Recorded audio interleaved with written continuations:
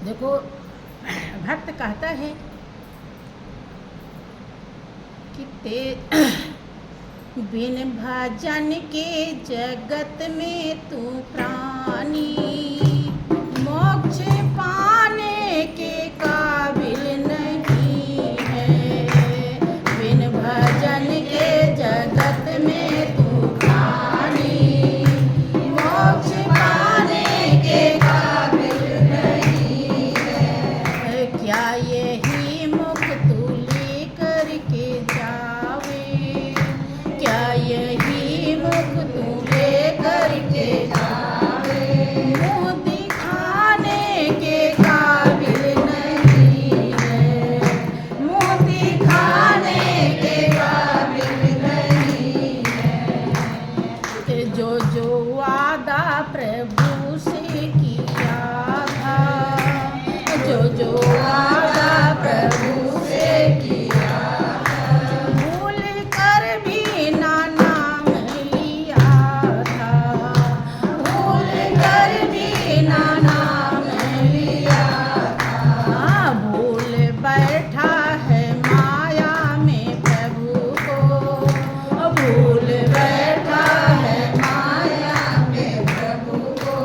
वो भुलाने के काबिल नहीं है, वो भुलाने के काबिल नहीं है। किसी भक्त का अनुभव है कि बिन भजन के जगत में तू प्राणी, मोक्ष पाने के काबिल, अर्थात भाव सागर से, मेरा और तेरा से, दुनियादारी से छुटकारा नहीं मिलेगा। दुनियादारी हाथ पैर से, कर्म से करके निभाना दुखदाई नहीं है, उसे दिल में बसाना दुखदाई है। काम तो दोनों करना है, राह खर्च भी और मंजिल। लेकिन हम करते क्या हैं कि राह खर्च को ही मंजिल समझ लेते हैं, वही सब कुछ समझ लेते हैं, उसी में सोते हैं, उसी में जगते हैं, उसी में रोते हैं, उसी में हंसते हैं। बस यही गलत हो जाता है और हम अपने मंजिल से भटक जाते हैं। और भटकने के बाद बंधु हम इतना चूक जाते हैं कि 84 लाख जन्म बना लेते हैं। मालिक ने जो दया और कृपा करके मनुष्य की जिंदगी दिया था,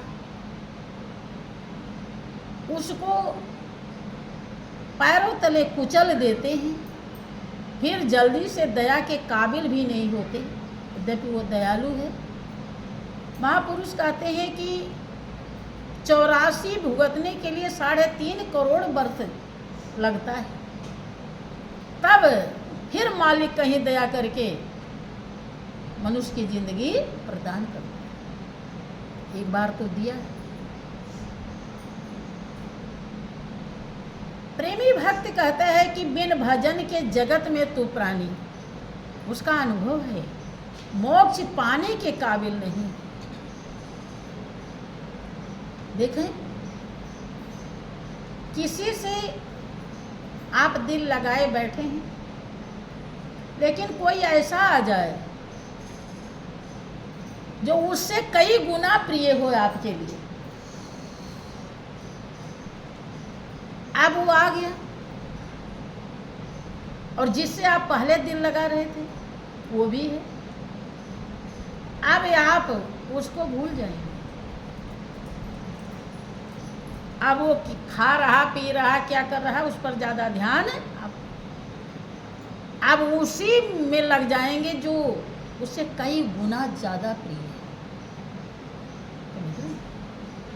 यही बात यहाँ है। जब आप प्रभु को भजते हैं, उसकी दया और कृपा को समझते हैं, समझ पाते हैं कि वही मेरा है, उसी ने इस दुनिया में भेजा है मनुष्य की ज़िंदगी दे करके, 84 लाख योनि में से निकाल करके देव दुर्लभ ज़िंदगी बख्शी है। वही हमारे श्वास का संचालन करता है, वही हमारा योगक्षेम सब देखता है, उसके अलावा कोई कुछ भी नहीं करता। जब ऐसा भाव आपके हृदय में पैदा होता है तो आप उसे भजते हैं, अर्थात याद करते। भजन का मतलब है जो कभी बंद ना हो, हरदम याद रहे, ज्यादातर याद रहे, उसे कहते हैं। किसी को आप बार बार याद कीजिए तो लोग कहते हैं अरे तुम तो उन्हीं को भजते, उसी को ही भजन करते हैं। और जब प्रभु की याद आने लगती है, प्रभु की सच्चाई हमें समझ में आने लगती है, तो ये दुनिया का कदर हमें अपने आप समझ में आ जाता है। दुनिया हमारे लिए कितनी सुखदाई है, कितनी दुखदाई है, ये हमारे लिए क्या कर रही है, क्या नहीं कर रही है, सब गुण अवगुण क्लियर हो जाता है। कब? जब प्रभु का भजन हमारे हृदय में होने लगे। अगर नहीं हुआ तब हम नहीं समझ पाए, तब हमारी मति उल्टी हो जाती है। उल्टी हो गई मति, कर लई अपनी क्षति, चोला त्यागा साथी सारे जगह तो ना जा। मति क्या उल्टी? भजना चाहिए मालिक को और भजते हैं हम दुनिया, यही हमारी मति उल्टी। कि मोक्ष पाने के काबिल ही नहीं हो पाओगे कैसे? और अगर मुक्ति नहीं मिली मेरे और तेरे से, तो स्वप्न में भी आपको सुख नहीं मिल सकता। सुख की सिद्धि कभी आपको प्राप्त नहीं हो सकती। कभी भूल के मत सोचना कि हम सुखी हो पाए। और यहाँ नहीं रहे सुखी तो वहाँ के लिए भी आशा मत करना।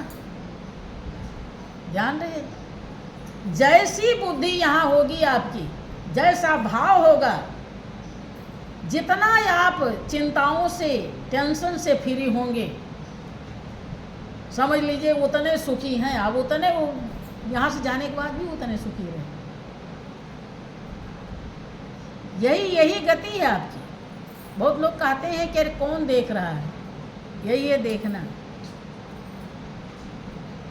जितना आप दुनिया से छूटे होंगे उतना ही प्रभु के नज़दीक होंगे। जितना प्रभु को आप धारण किए होंगे वही आपकी गति है, उतने आप प्रभु के लिए प्रिय होंगे और उतने दुनिया आपके लिए अलग होगी। दुनिया से लगाव जब होगा तो आपको दुनिया में ही आना पड़ेगा। हाँ ठीक है, आपने भजन किया है, आपकी इच्छा है दुनिया में आने की तो आओगे, कोई दिक्कत नहीं है। बहुतों की इच्छा रहती है कि हम दुनिया के रोग भोग हमें अच्छे लगते हैं, आओगे। लेकिन महापुरुष का कहना है कि ये उस सुख को प्राप्त करने के लिए जीवन मिला है जहां दुख नाम की कोई चीज ना हो। ये ऐसा साधन है, ये इस पार यहाँ पे खड़े हैं, चाहे उधर चले जाए या इधर चले, एक तरफ बहुत बड़ी खाई है और दूसरे तरफ बहुत बड़ा सिंहासन है। अगर आप मनुष्य की जिंदगी लेकर के आते भी हैं, जैसा आपने पुण्य दान किया है, जैसा आपका विचार है, भाव है, कर्म है, उसी हिसाब से आपको घर परिवार, बर, बेटा बेटी, दुनिया सब मिला। लेकिन ध्यान रहे, फिर वही दुनियादारी, वही मोह ममता, वही मेरा तेरा फिर चालू होगा। महापुरुष कहते हैं कि जंजीर चाहे सोने की हो चाहे लोहे की, दोनों बांधने का काम करते हैं। आपने दुख वाला काम नहीं किया, सुख वाला काम किया है, तो सुख लेने के लिए आना पड़ेगा। अब आएंगे तो गर्भ का कष्ट सहना पड़ेगा,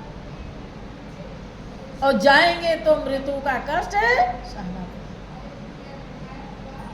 और ये जन्मत मरत दुसह दुख हुई। महापुरुष का कहना है कि इन दोनों दुखों से आप छुटकारा पा। अभी तो जो जिस आनंद के लिए आप बेचैन होते हो वो उस परमानंद का एक छींट है। इस संसार में एक छींट मार दिया है, जिसको ढूंढने के लिए रात दिन लोग परेशान हैं, लालायित हैं।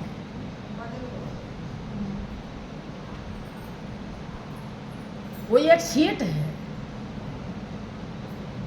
जैसे सीख से बोल कोई छींट मार दो, श्री सच्चिदानंद भगवान की।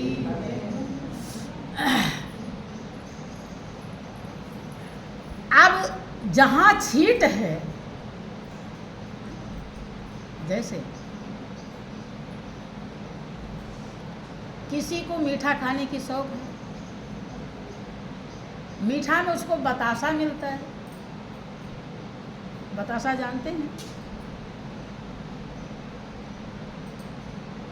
लेकिन खूब खाता है। अब उसको छेने का रसगुल्ला मिलने लगे, बतासा भूलेगा कि नहीं? भूल जाएगा। कब? अब वो तो नरम, इतना अच्छा स्वादिष्ट, वो तो जीभ को भी छील दे रहा था बतासा। यही बात यहाँ है। ऋषि मुनि, वो राजा महाराजा मूर्ख नहीं थे जिन्होंने हड्डी गलाई और हस्ती मिटाई उस परमानंद के लिए। ये यहाँ कोई सुख नहीं है, उसका नाम मात्र है, समझ लीजिए, नाम का सुख है, लेकिन वो सुखों का भंडार है। वहाँ आप पहुँच जाओ, इसीलिए सतगुरु इस दुनिया में आते हैं। और वो तभी संभव है जब भजन करें। बिन भजन के जगत में तूफानी, बिन भजन के जगत में तूफानी, मोक्ष पाने के काबिल नहीं है, मोक्ष पाने के काबिल नहीं है। तूने की नहीं नेक कमाई, तूने की नहीं नेक कमाई, तेरी होगी ना जग में भलाई, तेरी होगी ना जग में भलाई। फंस गई है भंवर बीच नैया, फंस गई है भंवर बीच नैया, पार लगाने के काबिल नहीं है, पार लगाने के काबिल नहीं है। महापुरुष क्या कहते हैं कि तूने की नहीं नेक कमाई। नेक माने अच्छी। अच्छा कौन है? परमात्मा। अगर हमने उससे दिल नहीं लगाया तो हमने नेक कमाई नहीं की, अच्छी कमाई नहीं की। इसके अलावा सब कमाई क्या है? अच्छी के बाद कौन नंबर आता है? बुरी। अच्छा और बुरा, सब कमाई बेकार है। और तेरी होगी न जग में भलाई। भला क्या है? हमारी आत्मा की प्यास बुझ जाए, हमारी आत्मा जिसके लिए बेचैन है उसका मिलाप हो जाए। जन्मों से नहीं हो पाया, यही भलाई। अगर नेक कमाई नहीं किया तो भलाई नहीं होगी। तेरी होगी न जग में भलाई, और भलाई नहीं हुई तो फंस गई है भंवर बीच नैया। भंवर में जब नाव फंस जाती है तो वहीं डूबती है। भंवर बड़ा खतरनाक है।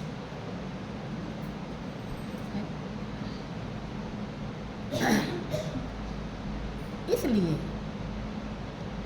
भाइयों बहनों, देखो, सब आप सभी जितने भी प्रेमी भक्त हो, सब श्री गुरु महाराज जी की औलाद हो। एक प्रकार से जिसको उन्होंने सनातन शक्ति को जनाई है संतान हो। आप सभी की जवाबदारी है, सबका कर्तव्य है कि सब उस धर्म का विकास करें जिसे धारण करने के लिए आप आए, जिसको उन्होंने दर्शाया। एक ही के करने से नहीं होता है, सब के करने से होता है। अगर उनके सामने आप कर्तव्य को नहीं संभाल पाए तो पीछे ही सही जागो, और नहीं तो कभी कभी आपको कहीं ड्यूटी जाना होता, कुछ करना होता है, कोई अच्छा काम करना होता, आप नहीं उठ पाते हैं, थोड़ा सा नुकसान हो जाता है तो आपको पश्चाताप होता है कि हमें कोई जगा दिया होता, हम कहीं उठ गए होते, अलार्म नहीं लगा पाए और ये काम गड़बड़ हो गया है? और यहाँ अब जो गड़बड़ हो जाएगा,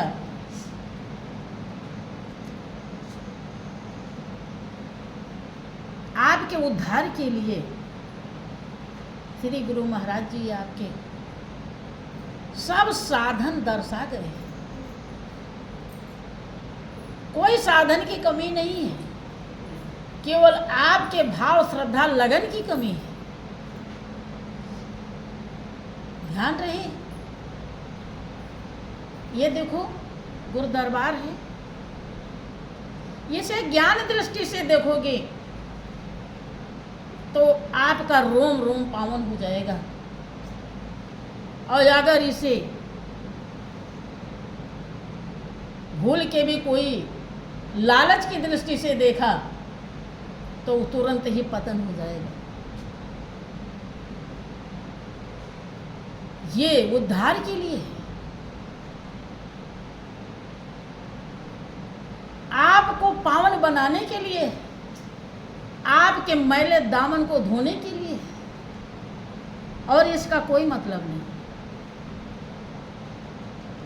जितना आप धो सकें आप धो लें, खुली छूट है, पछताने के लिए न रहे, सबके लिए है। जितने भी हैं सब जितना भी कमाई करना चाहे कर सकते हैं। यहाँ से कभी भंडारे में प्रसाद ना मिले तो कभी बुरा मत मानना, क्योंकि गुरु महाराज की कृपा, दया ही बहुत बड़ा प्रसाद है।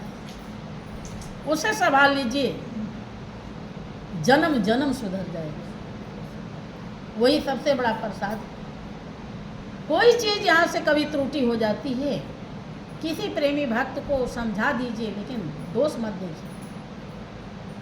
सब श्री गुरु महाराज जी के बच्चे, राम भगत प्रिय लागे जेही, अते ही उर बसो सहित बहु। प्रभु के भक्तों से हमेशा प्रेम करो। वो एक ही रास्ते के राहगीर हैं। जिस रास्ते पर आप चले हैं, जिस मंजिल पर आप जा रहे हैं, उसी पर वो भी जा रहे हैं। और जो नहीं ज्ञान ध्यान पाए हैं, चाहे वो कितने सगे हों, वो नहीं जा रहे, वो अलग है। लेकिन ये अलग नहीं है। हाँ, आगे पीछे जरूर है, किसी की मंजिल थोड़ा आगे बढ़ गई है और किसी की पीछे। बस इतने। ये बहुत प्रिय है आपके लिए। इन्हें देख करके भाई एक माँ होती है, जब बच्चों का पिता नहीं होता है तो बच्चों में ही पिता को देख लेती है। तो ऐसे ही आप लोगों को भी श्री गुरु महाराज जी की हर छवि को प्रेमी भक्तों में देखना चाहिए।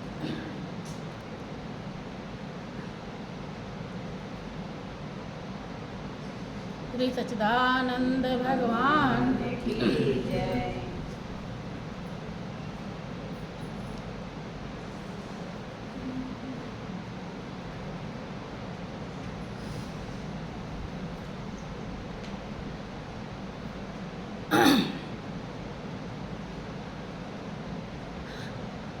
बिन भजन के जगत में तू प्राणी, बिन भजन के जगत में तू प्राणी, मोक्ष पाने के काबिल नहीं है, मोक्ष पाने के काबिल नहीं है। क्या यही मुख तू लेकर के जाए, क्या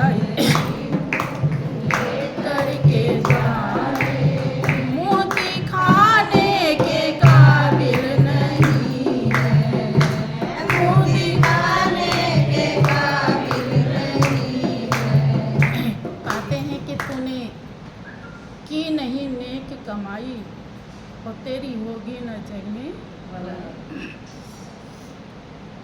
फंस गई है भंवर बीच नैया, पार लगाने के काबिल नहीं। क्योंकि मौके हमेशा नहीं मिलते हैं, ये कभी कभी मिलता है। उसको हमें हमेशा संभाल के रखना चाहिए। आगे महापुरुष समझाते हैं, क्यों तू बिरथा ही पाप कमावे, क्यों तू बिरथा ही पाप कमावे, अंत में कोई काम न आवे, अंत में कोई काम न आवे। कैसा सुंदर ये नर्तन मिला है, कैसा सुंदर ये नर्तन मिला है, यूं गंवाने के काबिल नहीं है, यूं गंवाने के काबिल नहीं है। भाइयों बहनों, जिसने इस अवसर को संभाल लिया, दुनिया के चकाचौंध में मन हमारा बेचैन तो होता है, परेशान होता है, लेकिन जब हम रियलिटी में आते हैं, हमारी विवेक की आंखें खुलती हैं, हमारा हृदय सच्चाई को धारण करता है, तो लगता है कि आदि भी वही है और अंत भी वही। जिसके लिए हम पाप कमा लेते हैं कि ये मेरा है, उसकी गलती छुपा लेते हैं, और वो तेरा है, उसकी गलती उभार देते हैं। ये बहुत बड़ा हमारे लिए अभिशाप बन जाता है, और फिर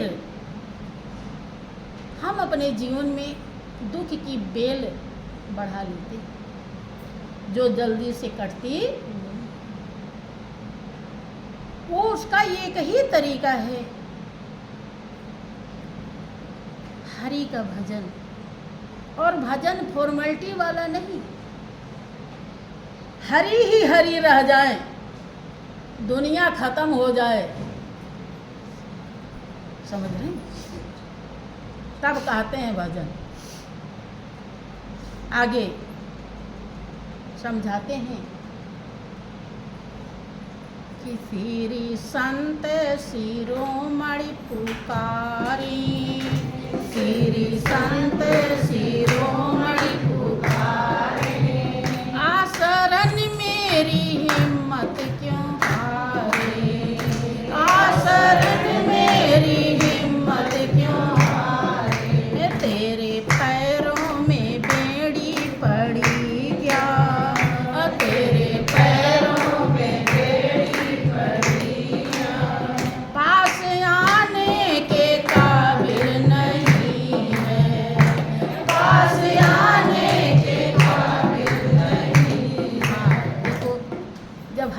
बेड़ी पड़ जाती है तो वो इंसान चल नहीं पाता। आपने कहीं जेल वगैरह में देखा होगा, अगर गए होंगे, ऐसे कर्मों की हथकड़ी बेड़ी पड़ी हुई है। वो हथकड़ी बेड़ी के नाते जीव महापुरुष के पास नहीं आ पाता है और उनकी वाणी को आत्मसात नहीं कर पाता है, हृदय में धारण नहीं कर पाता है। वो देते हैं अमृत और समझता है विष। वो विष को छुड़ाना चाहते हैं, अमृत देना चाहते हैं, लेकिन वो समझ ही नहीं। महापुरुष कहते पास आने के काबिल तभी तो नहीं आता। और आने के बाद देखो बहुत लोगों को ज्ञान मिला है, लेकिन वो सही से ध्यान नहीं करते। ध्यान न करने के कारण उनको लगाव नहीं। और जब हम लगाव रखे हैं दुनिया के माया प्रपंच का, तो वही हम जाएंगे जहाँ आशा तह बासा होई, अता को रोक सके न कोई। जहाँ आपको आशा है, किसी को धन दौलत की आशा है, ये हमारा सब कुछ करेगा, यहीं से हमको सब कुछ मिले। किसी को नौकरी चाकरी, किसी को बेटा बेटी, किसी को महल दो माले, किसी को पत्नी का, किसी को पति का। जहाँ पर आशा है आपकी वहीं आप रहेंगे, वही आपकी गति है। यही निश्चित, यही नोट कर लीजिए। जहाँ आपका ध्यान रहे बस वही गति है, वही आप पहुँचेंगे। अगर आज तक नहीं समझ पाए हो तो ये लिख लेना, यही है गति। महापुरुष कहते हैं तेरे पैरों में बेड़ी पड़ी है, वो रात दिन बुला रहे हैं, लेकिन तू आता नहीं, पास आने के काबिल नहीं। और क्यों बुला रहे हैं?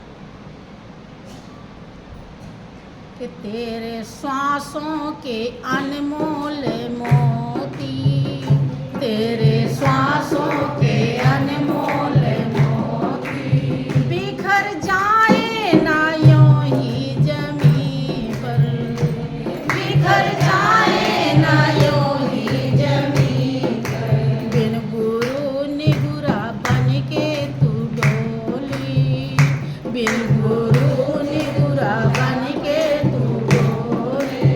पास बिठाने के काबिल नहीं है, पास बिठाने के काबिल नहीं है। बिन भजन के जगत में तू प्राणी, बिन भजन के जगत में तू प्राणी। मोक्ष पाने के काबिल नहीं है, मोक्ष पाने के काबिल नहीं है। क्या यही मुख तू लेकर के जाए, क्या यही मुख तू लेकर के जाए। मुँह दिखाने के काबिल नहीं है, मुँह दिखाने के काबिल नहीं है। प्रेमी सज्जनों, मालिक ने बहुत दया और कृपा करके अनमोल जिंदगी बख्शी है, और उस जिंदगी की कीमत श्री गुरु महाराज जी ने बख्श दिया है। अब अगर हम संभाल न सके तो हम बहुत बड़े अज्ञानी नादान कहलाएंगे, और नादान अपना ही बहुत बड़ा नुकसान कर लेता है, और जिसकी भरपाई जन्म जन्म नहीं हो पाएगी। इसलिए अर्जी हमारी है, मर्जी तो आप ही की रहेगी, क्योंकि ये प्रेम का विषय है। मोहन प्रेम बिना नहीं मिलता, चाहे कर ले कोटि उपाय। किसी प्रेमी भक्त ने कहा कि सतगुरु प्यारे को तुमने नहीं जाना रे, रहा दुनिया में हरदम दीवाना। हमेशा वो अपना खुद दीवाने होते हैं और प्रेमी भक्त को भी दीवाना बनाने के लिए आते हैं। किसका? मालिक का, जो हमारा सब कुछ है, जो कभी धोखा नहीं देगा, जो कभी साथ नहीं छोड़ता, पहले भी साथ था, आज भी है और आगे भी। क्या दीवाना तेरा चाह बनाए तो क्या करे, तेरे बगैर चैन ना आए तो क्या करे। भक्त को ऐसे भाव होने चाहिए। तो बोलिए प्रेम से श्री सच्चिदानंद भगवान